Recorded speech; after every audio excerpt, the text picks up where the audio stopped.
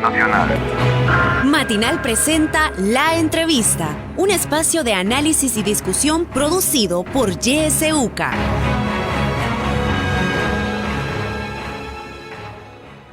Buenos días, gracias por su sintonía a Radio YSUCA.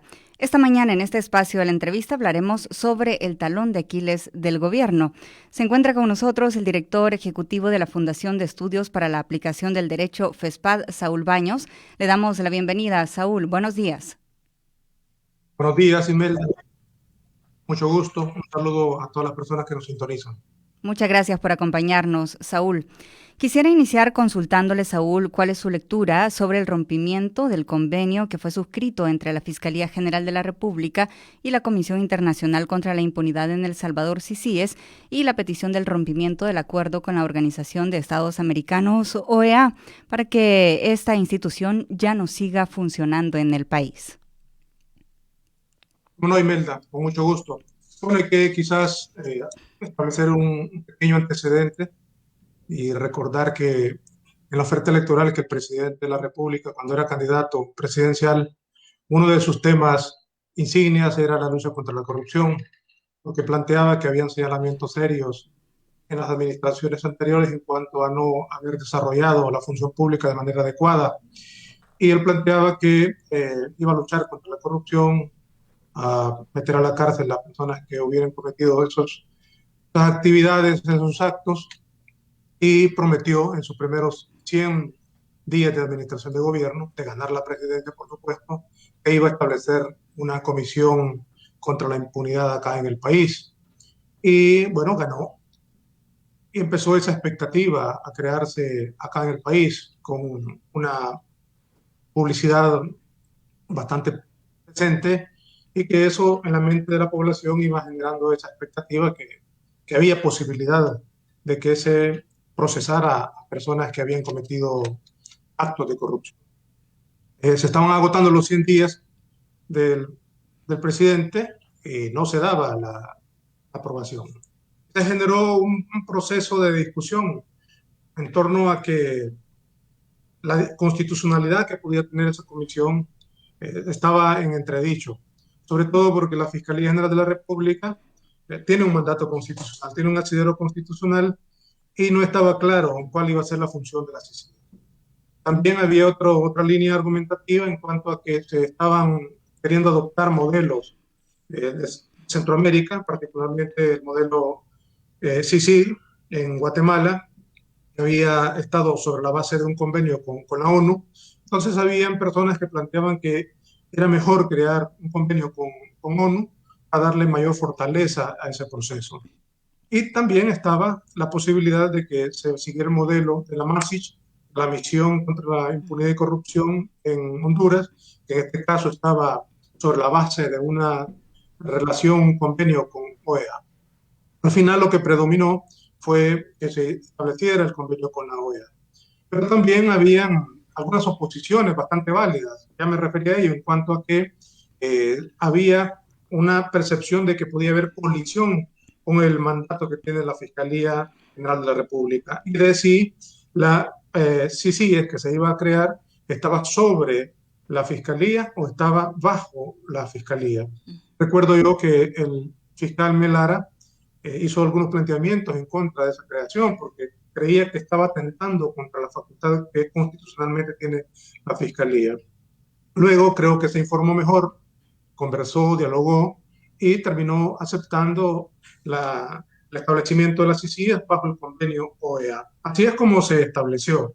Pero también hubo, decía, una expectativa bastante grande en cuanto a que efectivamente se cumpliera lo que el presidente venía proponiendo, prometiendo en cuanto a que iba a establecerse una CICIG fuerte y que iba a investigar sobre todo los hechos del pasado, pero también que no iba a permitir ninguna acción de corrupción en su administración de gobierno. Y aquí creo que vale la pena mencionar algunos Twitter o mensajes que el presidente decía de que él mismo iba a apresar o meter a la cárcel a cualquier funcionario de su administración de gobierno que cometiera algún acto de corrupción. Bueno, eso yo lo dejo ahí para la audiencia, para que valore si esas promesas que también se hicieron se han dado cumplimiento.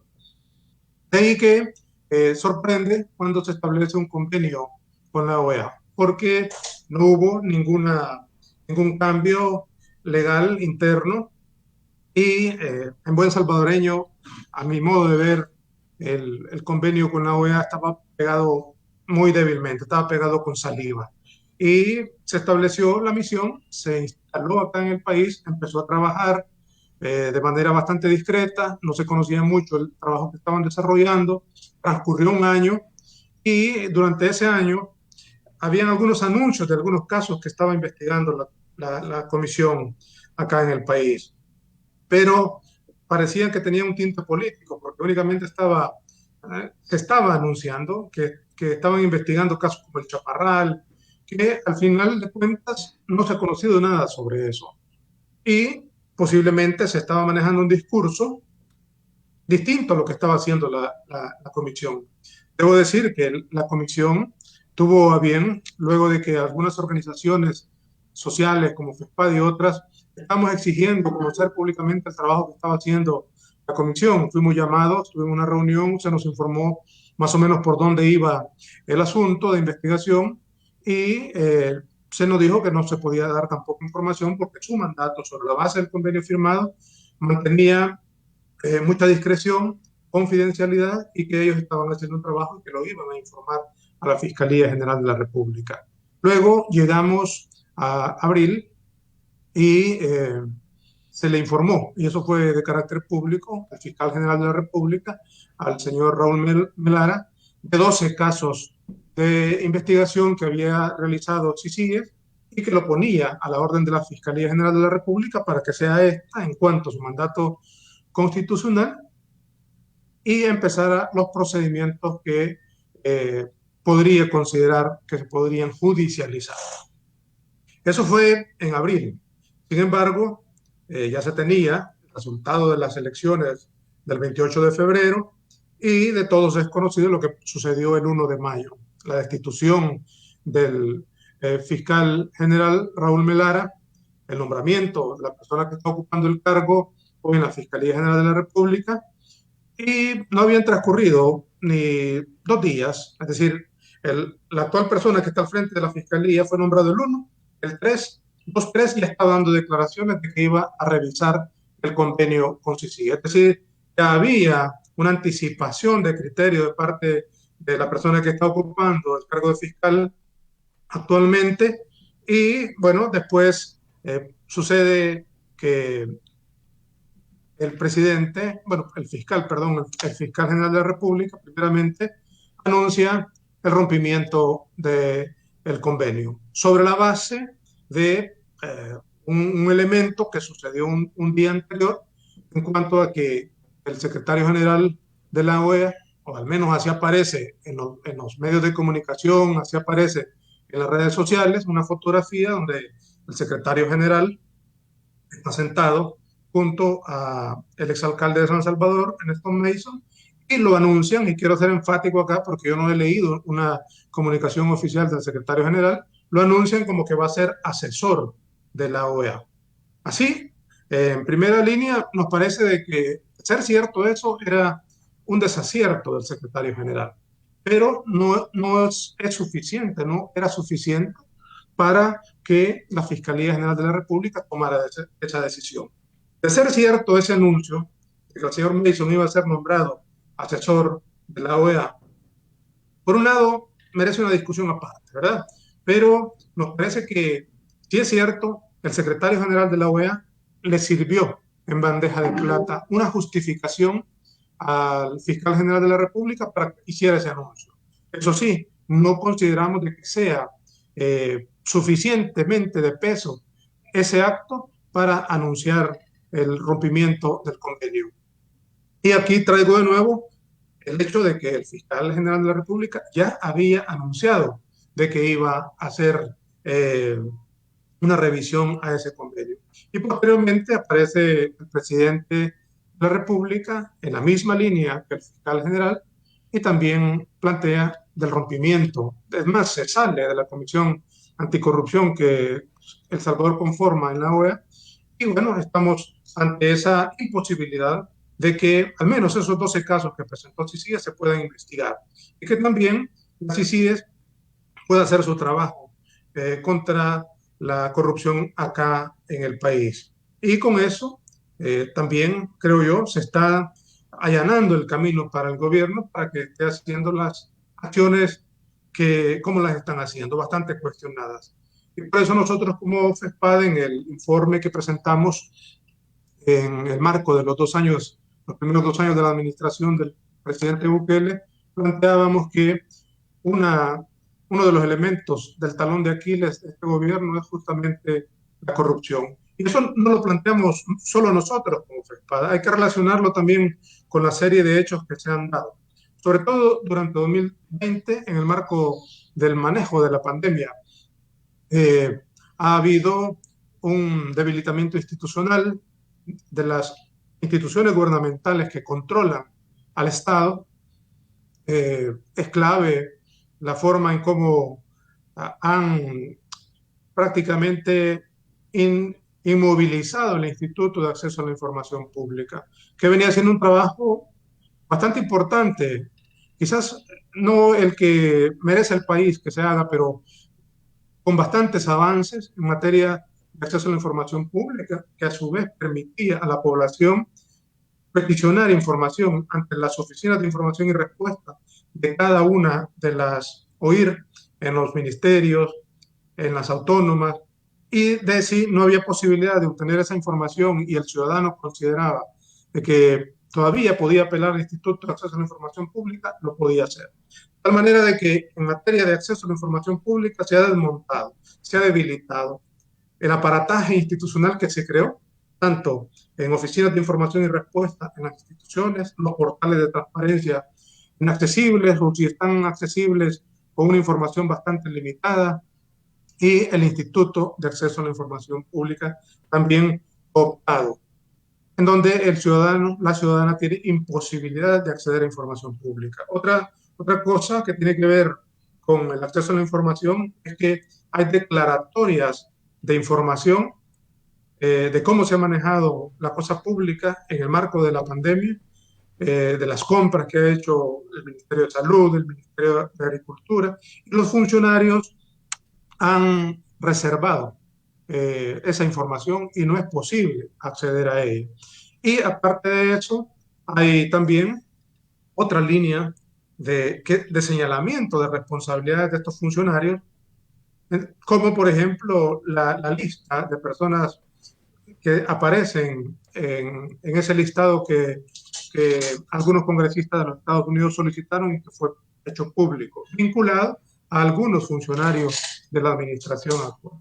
Pero no ha sido posible en estos 2 años de gobierno que se pueda, uno, hacer señalamientos responsables con evidencia, y dos, que se puedan iniciar procesos. Y lo que ha quedado es una promesa que se hizo en época de campaña, que se retoma ya estando en la administración y que transcurridos 2 años no ha dado ningún resultado. Y que prácticamente esa propuesta y esa promesa insignia que hizo el presidente de la República prácticamente hoy se ha tirado a la borda y se está desechando. Creo yo que hay que ponerle mucha atención también a la forma en cómo se manejan las estrategias comunicacionales desde Casa Presidencial, porque sin lugar a dudas el rompimiento del convenio con las CICIG es un punto fundamental para la lucha contra la corrupción acá en el país. Sin embargo, en 2 o 3 días se dieron hechos sumamente curiosos que han empañado la atención que se le debería dar a ese rompimiento. Y ya no estamos discutiendo el tema CICIG, el rompimiento de CICIG, sino que estamos ahora discutiendo el tema de la posible adopción del Bitcoin. Y también, curiosamente, el viernes se dan 2 hechos. Eso en el ámbito judicial, ¿verdad? Uno es la condena de la ex primera dama, la señora Ana Ligia de Saca, y también la captura del señor Ernesto Mason, que esos 2 casos merecen una discusión aparte, pero a nosotros nos resulta sumamente curioso de que se den esos dos hechos que no son directamente responsabilidad de la administración Bukele, sino que tienen que ver con el ámbito judicial, pero la curiosidad que planteo es porque justamente aparecen de manera inmediata después. Entonces, hay dos elementos de discusión ahí. Bueno, unos que estamos diciendo de que el gobierno no ataca la corrupción, pero les dicen eso porque, miren, aquí hay dos casos que estamos presentando. Obviamente, eso hay que investigarlo, y no solo esos casos. Y aquí el país tiene un pliego, un catálogo de actos de corrupción bastante visibles, solo que hay que probarlos, pero esta es una responsabilidad de las autoridades que están evadiendo luchar contra la corrupción acá en el país. Bueno, Saúl, otro de los temas que ha creado controversia ha sido que la Asamblea Legislativa aprobó las reformas de leyes de 23 autónomas, así como modificaciones al Código de Salud para, entre otras cosas, eliminar como requisito permisos del Ministerio de Salud para construcciones. ¿Qué valoraciones tiene usted al respecto? Bueno, fíjese que son temas bastante complejos de reflexionar, pero voy al menos plantear dos cosas.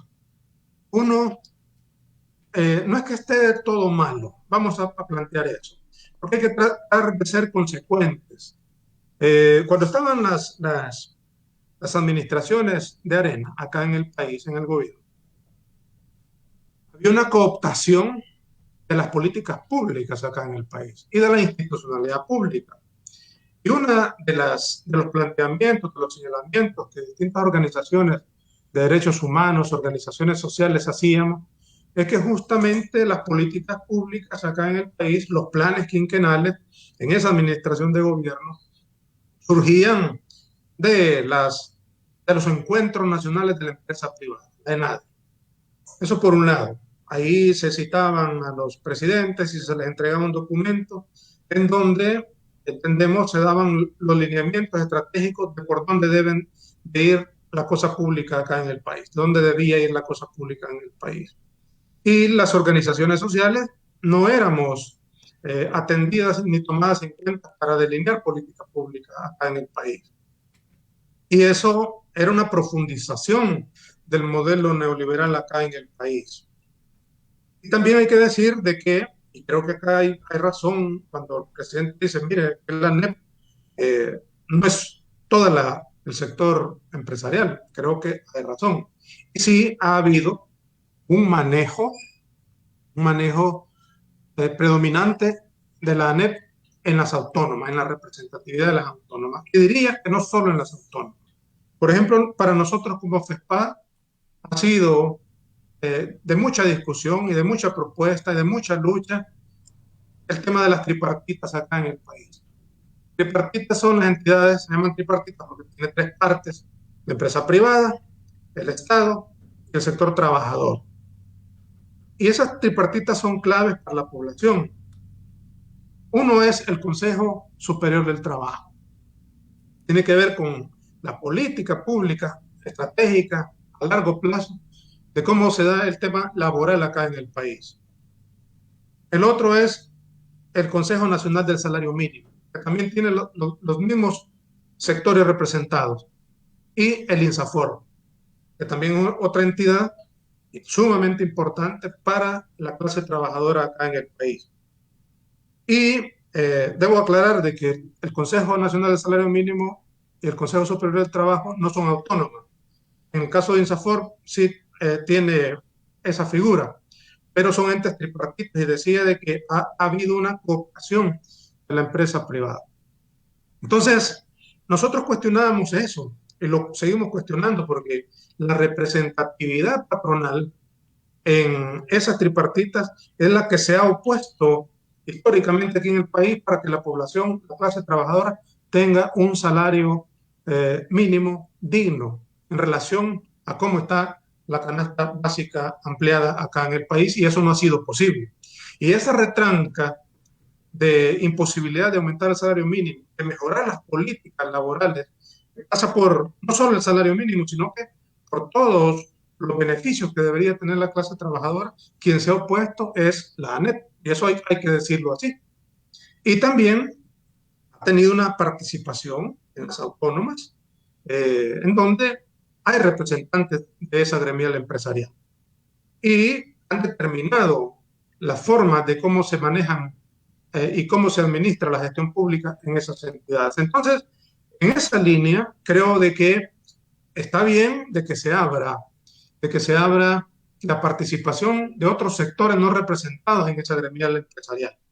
Pero sí estaría mal de que lo que pase es que hay una sustitución de nuevos empresarios o de empresarios que no han estado representados y que siempre velen por intereses grupos pequeños y no el interés de la nación, no la búsqueda del bien social y del bien colectivo. Porque si eso llegara a pasar, prácticamente lo que se estuviera haciendo es una sustitución de actores que siempre estarían actuando de la misma manera y no saldríamos absolutamente de nada, sino que se cambiarían los beneficiados, ¿verdad? Entonces, por ese lado, dejo ese planteamiento. Pero usted también relacionaba dos cosas. Uno, era la posible reforma a esta normativa de más de 20 autónomas. Hay que ver los frutos que se van a dar sobre esos cambios anunciados. Y lo otro, usted me planteaba las reformas al Código de Salud en cuanto a que ya no intervendría para el otorgamiento de permisos de inversión en infraestructura sanitaria.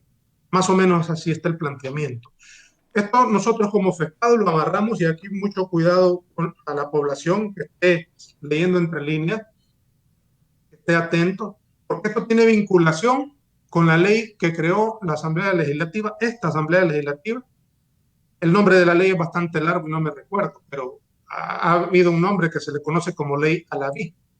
Está vinculada con la Ley Alaví. ¿Por qué? Porque ahí en la ley hay también en la Ley Alaví hay algunos beneficios que se le otorgan a personas privadas, personas jurídicas o personas naturales. Y esta flexibilidad que se está dando con esta nueva propuesta de reforma en cuanto a que el Ministerio de Salud no deba intervenir en construcción de infraestructura de salud, está flexibilizando esa posibilidad. El riesgo de esto es que se otorguen permisos selectivos y se beneficie a algunas empresas, a algunas personas.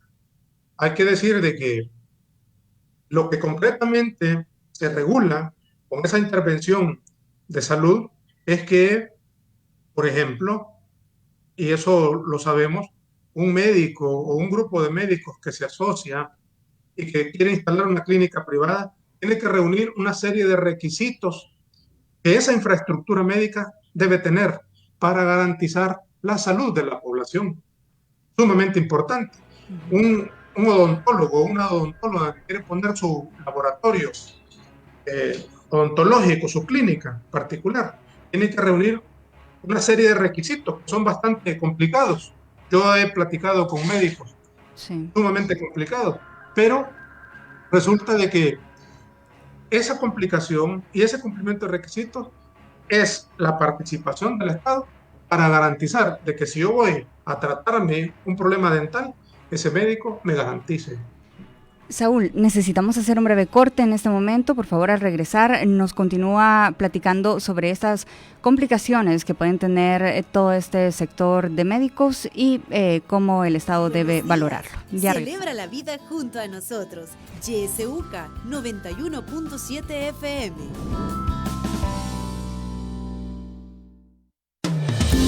El Observatorio Universitario de Derechos Humanos presenta el Informe Anual 2020, El Estado de los Derechos Humanos en El Salvador. Este informe estudia diversas temáticas relacionadas a los derechos a la vida, a la integridad física y psíquica, a la libertad personal, al acceso a la justicia y a la reparación integral de las víctimas durante el año 2020. Descarga el documento completo en la siguiente dirección: www.oudh.uca.edu.sb en la sección de publicaciones. Informe Anual 2020. El Estado de los Derechos Humanos en El Salvador.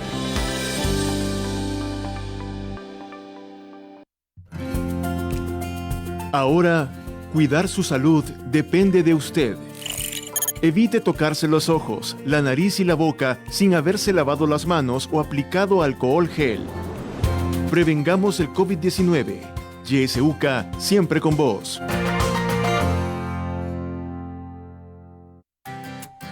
Disfruta tu mañana en compañía de Radio YSUCA.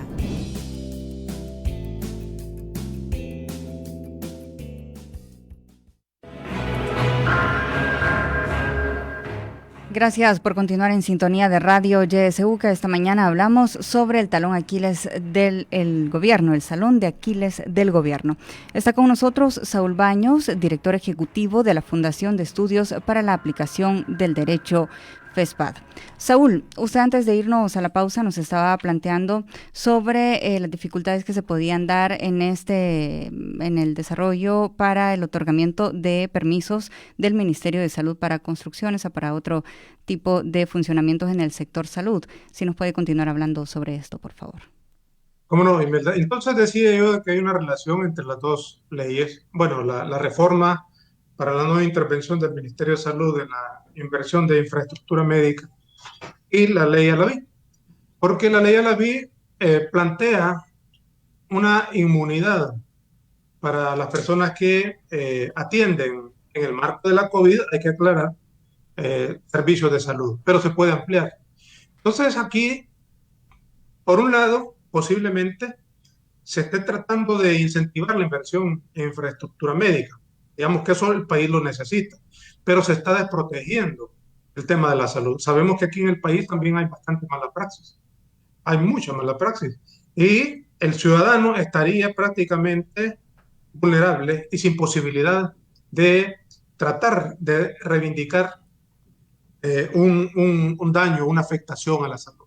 Eso por un lado. Y lo otro, también ha dicho el ministro Alaví, de que el Ministerio de Salud no debería de involucrarse en el otorgamiento de esas licencias, de esos permisos, porque para eso existe, dice él, y remite a medio ambiente, creo que también a ley de patrimonio, a otras entidades que me parece, al menos en materia de infraestructura de salud, no tienen una correspondencia, no tienen una competencia. Podrían tener una competencia colateral, pero en la construcción de hospitales, clínicas, como lo he dicho, en laboratorios químicos, farmacéuticos, también no solo laboratorios de atención o de servicio médico, el Ministerio de Salud debería de tener esa participación.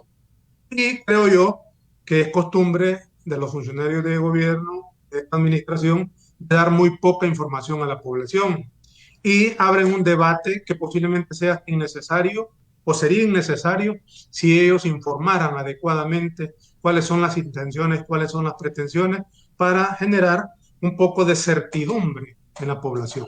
Pero esa costumbre de informar muy poco o de no informar, creo que no es positiva ni beneficiosa para la población. Saúl, le vamos a dar paso también a la audiencia. Si tiene preguntas o comentarios, puede llamarnos al 2275-9501, 2275-9502.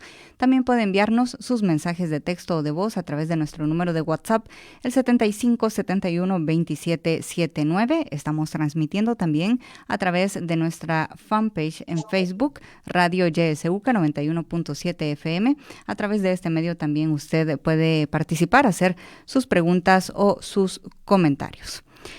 FESPAD publicó un breve informe a 2 años del gobierno del presidente Nayib Bukele titulado El talón de Aquiles del gobierno es la mentira, la corrupción, el golpe a la institucionalidad democrática y el autoritarismo. Usted ya en la primera parte nos ha hablado sobre las implicaciones que ha habido con respecto al rompimiento de la institucionalidad democrática, pero quisiera, Saúl, que pudiera profundizar más sobre este tema, sobre el golpe a la institucionalidad democrática y el autoritarismo. ¿Qué aspectos han sido los más destacables en estos 2 años de gobierno y cómo esto ya ha afectado directamente a la población salvadoreña? ¿Cómo no, Imelda? Bueno, sí, efectivamente nosotros publicamos este informe, un breve informe en el marco de estos 2 años de administración de gobierno y sustrajimos una frase del cuerpo de ese documento y lo pusimos como titular. Justamente identificamos como talón de Aquiles algunos temas que para el gobierno, de no tenerlos, de no tener esos problemas, creo que tendrían una mejor administración de gobierno, pero no es el caso. Uno tiene que ver con el golpe a la institucionalidad democrática, que ha venido en avance, en creciendo, ¿verdad? Ha ido creciendo este ataque a la institucionalidad. Bueno, tenemos una constitución de la República de 1983, que no es una constitución, hay que decirlo, nosotros como FEPAL hemos venido planteando que es una constitución neoliberal y que en el contexto en que nace se da con un propósito, ¿verdad? Que no es beneficiar a la población. Pero bueno, esa es la carta de ruta que el país tiene desde 1983 y que también tuvo una modificación no tan profunda, pero más sensible, con la firma de los acuerdos de paz, en donde se le incluyeron algunos aspectos positivos. Y eso es lo que, después de la firma de los acuerdos de paz de 1992, introdujo el país en lo que se conoce como un Estado democrático republicano, que tiene que ver con algunos elementos básicos de eso que se conoce como Estado constitucional, democrático y social de derecho, que no ha sido perfecto, pero que ha avanzado, ha retrocedido también, pero creemos que han sido más los avances que los retrocesos. En cuanto a estos dos elementos fundamentales que planteaba, la separación de poderes. Tenemos tres órganos fundamentales. También tenemos algunos organismos independientes que participan en toda la actividad del Estado. Eso, más bien que mal, ha funcionado, porque también tiene serios elementos, serios señalamientos. Nosotros como FEPAD, que nacimos en 1988, hemos venido dando seguimiento y hemos tenido alguna participación en esas discusiones y hemos hecho duros señalamientos a cómo se ha manejado el régimen republicano acá en el país. Porque hay que decirlo, durante los gobiernos de Arena hubo una concentración de poder entre el ejecutivo, el judicial y el legislativo, pero no como se está teniendo hoy. Ya voy a tratar de explicar eso más adelante. Y lo otro tiene que ver también con que después de la firma de los acuerdos de paz, solo Elías Antonio Saca tuvo la pretensión de perpetuarse en el poder, es decir, de reelegirse. De hecho, hasta participó en la elección presidencial, pero no ganó con aquel movimiento Unidad, porque hubo también a posteriori después una resolución de la Sala Constitucional que invalidó que de haber ganado no podía ser presidente de la República. Pero ya habían algunas intenciones de cambiar eso que la Constitución prohíbe, de que un presidente pueda elegirse o reelegirse más bien, así como también sus familiares más cercanos en los grados de consanguinidad y afinidad que establece la Constitución. Eso ha estado ahí. Pero bien, llegamos a esta administración de gobierno en junio de 2019, se empiezan a dar cambios como es normal que se den. Eso creo que todo mandatario que toma el poder, que toma la administración gubernamental, está en su derecho de, siguiendo debidos procesos, pueda hacer los cambios que pueda hacer. Sin embargo, hay que recordar que el presidente de la República, creo que en su segundo día, el día 2 de junio de 2019, en reunión de Consejo de Ministros, una de las primeras decisiones que tomó fue la supresión de 5 secretarías que venía desde la administración de gobierno anterior. Una de ellas era la Subsecretaría de Participación Ciudadana, que tenía que ver también con el tema de transparencia y anticorrupción. Desde ese momento, imagínense ustedes, del segundo día, ya se empiezan a tomar algunas decisiones en materia de transparencia y anticorrupción. Y bien, se empieza a desarrollar ese trabajo. Por un lado, hay también la supresión de la Secretaría de inclusión social, el tema social que es sumamente importante para toda la población. Y también ahí hay que tomar lo que establece la Ley de Inclusión y Desarrollo, que es una ley relativamente reciente en el país, se crea en la Asamblea Legislativa, pero ya al término de la administración FUNE, y es la administración de Sánchez Serén quien la debe de operativizar. Hay que decir que también Sánchez Serén presentó tarde el plan social, que manda presentarse en los primeros 6 meses de la administración de gobierno. Pero se empezó a trabajar un sistema de protección social que quizás no fue el mejor, pero se empezó a dar progresión en ese cumplimiento. Entonces vuelvo al tema de los primeros 6 meses de esta administración de gobierno. Se llega a diciembre y no se presenta el plan de desarrollo social. Hasta la fecha, después de 2 años de administración de gobierno, el plan social no está presentado, no hay política de desarrollo social. Y lo planteo porque tiene que ver con cómo están desarrollando ese debilitamiento institucional acá en el país.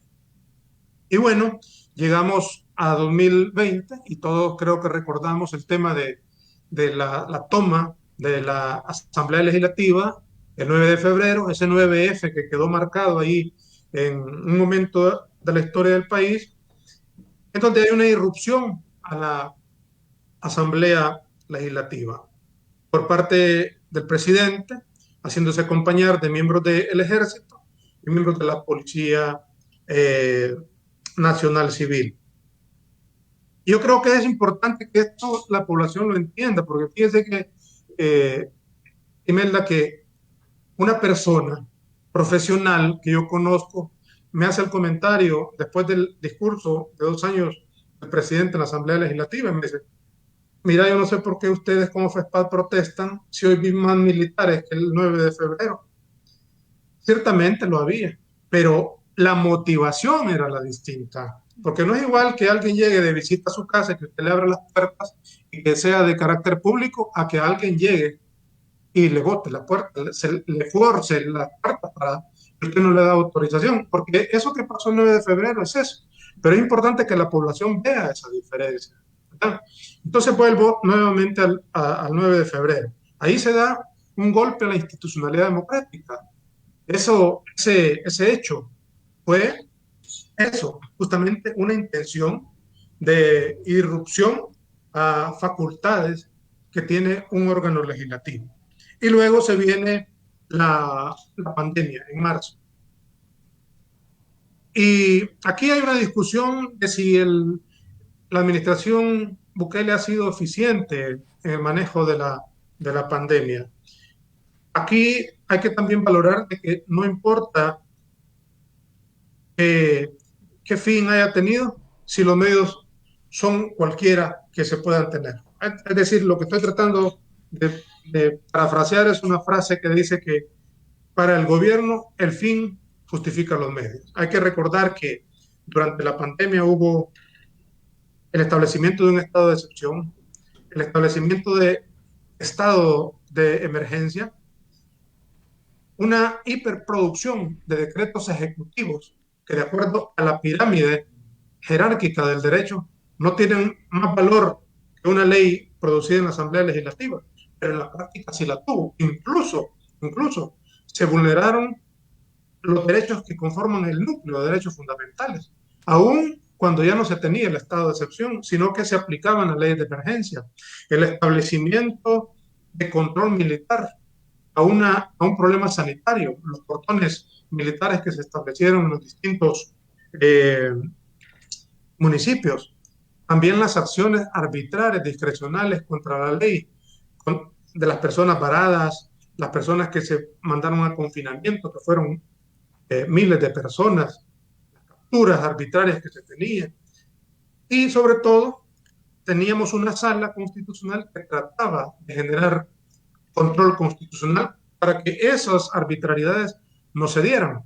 Y ante esas resoluciones de la sala constitucional, que hay que decir que no fueron de oficio, sino que fueron motivadas por demandas que se presentaron de parte de la ciudadanía, hubo desobediencia judicial de parte del presidente y de algunos funcionarios. Otro golpe a la institucionalidad democrática. Y ya también me he referido a que hubo mucha opacidad en el manejo y no se atendía tampoco las facultades legales que el Instituto de Acceso a la Información Pública tenía. Y bueno, también hubo ataques, señalamientos fuertes de amenaza incluso entre funcionarios, sobre todo de el Ejecutivo hacia los de la Asamblea Legislativa y hacia los del órgano judicial. Completamente roto el principio de colaboración entre órganos que establece el artículo 86 de la Constitución de la República. Constantes amenazas. Y así cerramos el 2020, ¿no? Y llegamos al 2021 y bueno, se dan las elecciones del 28 de febrero, hay un gane, nadie puede desconocer eso, bastante contundente, bastante rotundo, y el Partido Nuevas Ideas obtiene 55-56 diputados. Se instala el 1 de mayo. Y el 1 de mayo creo que ya no es necesario que detalle, sabemos que a todo mundo sorprendió. Pensábamos que iban a haber cambios, obviamente, se venían anunciando, pero no de la forma en cómo se realizaron. Con dispensa de trámite, en la primera sesión plenaria de la Asamblea Legislativa, se emociona un decreto legislativo para la destitución de los magistrados propietarios y suplentes de la Sala Constitucional y posteriormente contra el fiscal general de la República. Eso, a todas luces, yo creo que lo hemos discutido bastante, es contrario a la Constitución de la República. Independientemente de que lo quieran justificar y quieran retorcer el derecho y aparentemente parecieran bastante razonables sus argumentaciones. Pero aquí se rompió el régimen republicano y democrático. Y eso ha provocado una concentración de poder enorme, enorme. Y aquí esto está ligado también al otro elemento que nosotros hemos señalado como parte del talón de Aquiles del gobierno, es el autoritarismo. Ante esa concentración de poder, hay decisiones que son y están siendo autoritarias. Es decir, que es una imposición a puro capricho, puro arbitrio, sin respetar lo que establece la Constitución y las leyes de la República. Entonces, ante eso, no hay otro calificativo que son decisiones autocráticas, arbitrarias, autoritarias. Y creemos que de seguir así puede seguirse dando alguna crisis acá en el país. Quiero decir también, ya lo hemos planteado como FEPAD en otros espacios, que es de reconocer que el régimen democrático salvadoreño no era el perfecto, pero permitía que, por ejemplo, un partido político que fue creado con miembros de la exguerrilla llegara al poder y también perdió el poder. Este gobierno actual, digamos que ha llegado con esas reglas de juego democrático al poder. Y tiene cierta legitimidad, independientemente de las causas, pero tiene esa legitimidad popular. Pero no basta con llegar al poder institucional acá en el país, es decir, a tener el aparato de gobierno y en el ejercicio de ese poder no ser democrático. Ahí es donde creemos como FEPAD de que hay un error y que por eso estamos planteando de que ha habido un golpe en la institucionalidad democrática. Es decir, se ha descapitalizado lo que se venía trabajando en la institucionalidad. Entonces ahora el gobierno tiene prácticamente una cooptación de toda la institucionalidad del país. No toda, pero la más clave, la que tiene que ver con el control social, el control del manejo de los recursos de las finanzas públicas y de las actuaciones. Y usted me preguntaba, bueno, ¿y eso en qué le afecta a la población?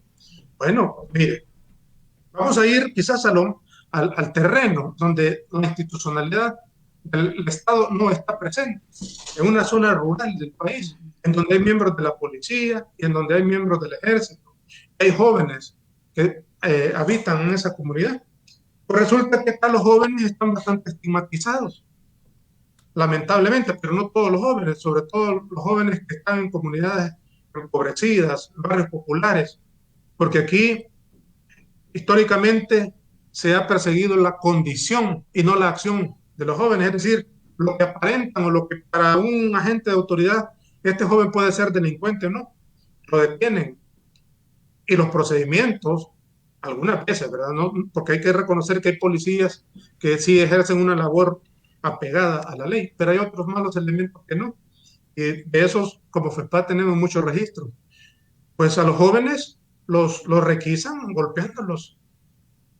También botan puertas en algunas casas, supuestamente bajo un proceso investigativo que no tiene orden judicial. Entonces a cualquier ciudadano le pueden botar su puerta a medianoche sin tener una orden judicial. Y eso está regulado por ley. A un joven que se le daña, se le lesiona por parte de un miembro de la policía. Pues bueno, imagino que un padre o una madre que a su hijo le dañan su integridad física, su integridad moral y emocional y psicológica, puede ir a una institución o a un joven que lo detienen ilegalmente, puede presentar un habeas corpus. ¿A dónde lo va a presentar? ¿A dónde lo tiene que presentar? En esa sala constitucional conformada por 4 personas que fueron impuestos el 1 de mayo y están alineados y posiblemente no le den la razón al ciudadano. ¿Sí? Se están creando leyes acá, como la ley Alaví, que a todas luces es inconstitucional. Tiene un sentido retroactivo esa ley. Es decir, que la inmunidad, la palabra inmunidad está recogida en esa ley. Algunos le llamamos impunidad, ¿verdad? Pero retrocede de carácter retroactivo para proteger a los funcionarios que durante 2020 hicieron inversiones con fondos públicos para la compra de bienes y servicios para la atención de la COVID. Y la Constitución prohíbe que las leyes sean con carácter retroactivo. Únicamente tienen carácter retroactivo cuando benefician a reos, pero en este caso no lo es. Pero al presentar una demanda de inconstitucionalidad ante la sala, esta que está así conformada, le da la razón al gobierno. Entonces hay un alineamiento con el órgano ejecutivo. No hay institucionalidad, no hay control constitucional. Y por lo tanto, cualquier funcionario de esta administración de gobierno que cometa un acto presumible ilegal, uno acude a la instancia de control, que es la sala constitucional, posiblemente no le den la razón al ciudadano. Igual hubo ciudadanos que presentaron demanda de inconstitucionalidad por el nombramiento ilegal e inconstitucional que hicieron de esos magistrados el 1 de mayo y no se les dio la razón. Y ojo con esto, no es solo la sala constitucional, porque este ciudadano presentó la demanda ante la sala de lo contencioso administrativo. Y la sala de lo contencioso administrativo también actuó de esa manera. Curioso, no con esto estoy diciendo de que ya se tiene optada la sala contencioso administrativo, porque también están las otras salas, la sala penal, la sala civil, la sala de lo civil, que dirime conflictos entre particulares. Entonces hay esa cooptación de poder, ese rompimiento de la lógica de distribución de poderes. Pero además, y fundamental es esto también, la cooptación de la Fiscalía General de la República. Nombramiento de la persona que está al frente de la Fiscalía General de la República, en menos de un mes ya dio muestras de por dónde va el asunto acá en el país y de por dónde puede ir la política de persecución penal. Esa es la función de la Fiscalía, velar por los intereses de los particulares del Estado, por supuesto, y ejecuta una política de persecución penal. El problema es que pueda desarrollar una política de persecución penal selectiva, es decir, que omita investigar a quienes debe de investigar y sí investiga a personas que posiblemente tenga que investigar, pero lo hace con más énfasis. Y esto creo que ya lo vimos durante este mes. Hay algunas omisiones. Él dijo, por ejemplo, cuando apareció el listado de personas vinculadas con corrupción y narcotráfico en la lista que hizo pública el gobierno de los Estados Unidos, aparecen personas de la administración de gobierno anterior, hay que decirlo, y también de la actual. Pero el fiscal lo que dijo es, no me interesa ninguna lista que se señalen actos de corrupción. Una omisión bastante interesante. A juzgar por esa expresión, uno va diciendo por dónde va la ruta. Pero, por ejemplo, se ha intimado a una abogada acá bastante reconocida en el país y se le han señalado, si no me recuerdo, cuatro acciones fiscales de investigación. Que ha sido una persona bastante crítica a la administración de gobierno. Entonces uno ahí infiere de que se está haciendo bastante selectivo, ¿no? Y uno se pregunta, ¿están dando como éxito de esta administración fiscal la condena de la ex primera dama? Ah, bueno, pero si lo ven como resultado también de su trabajo, también podrían ver como fracaso la eximente de responsabilidad penal de una persona que recientemente se anunció, salió libre y que está vinculado a uno de estos cárteles de la droga, ¿no? ¿Verdad? Porque también hay que responsabilizarse de los éxitos como también de los fracasos. Obviamente esto viene de administraciones fiscales anteriores. Entonces hay que ponerle atención a lo que está pasando también en la Fiscalía General de la República. Y sobre todo pareciera ser de que está cumpliendo bien el libreto por el cual fue impuesto en la asamblea del 1 de mayo, porque presumiblemente podemos decir de que el fiscal anterior pudo haber diligenciado las investigaciones para esos 12 casos que presentó Sicilia. Pero con lo que ha pasado la semana anterior, creemos que el fiscal general va a desestimar también la investigación de esos funcionarios. Pero para hacer esa investigación, el fiscal no necesita tampoco que haya un informe Sicilia. Ya le adelantaron el trabajo, porque entiendo que está bastante documentada esa información que le ha presentado Sicilia.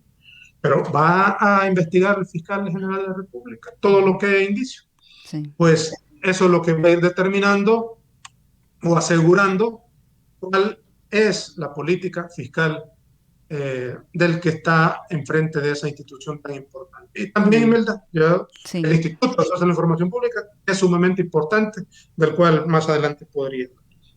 Así es, lastimosamente, Saúl, estos tiempos se nos hacen cortos al hablar de estos temas, pero con seguridad vamos a continuar hablando sobre estas temáticas en otro espacio. Pero muchísimas gracias por habernos acompañado esta mañana, Saúl.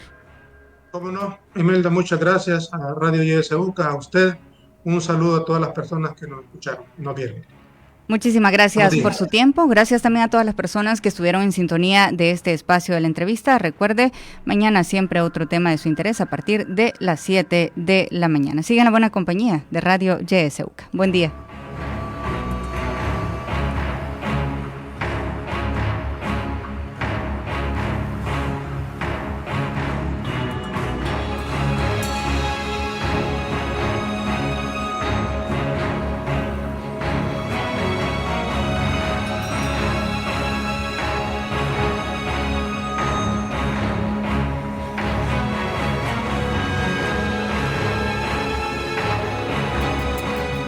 Disfruta tu mañana en compañía de Radio YSUCA.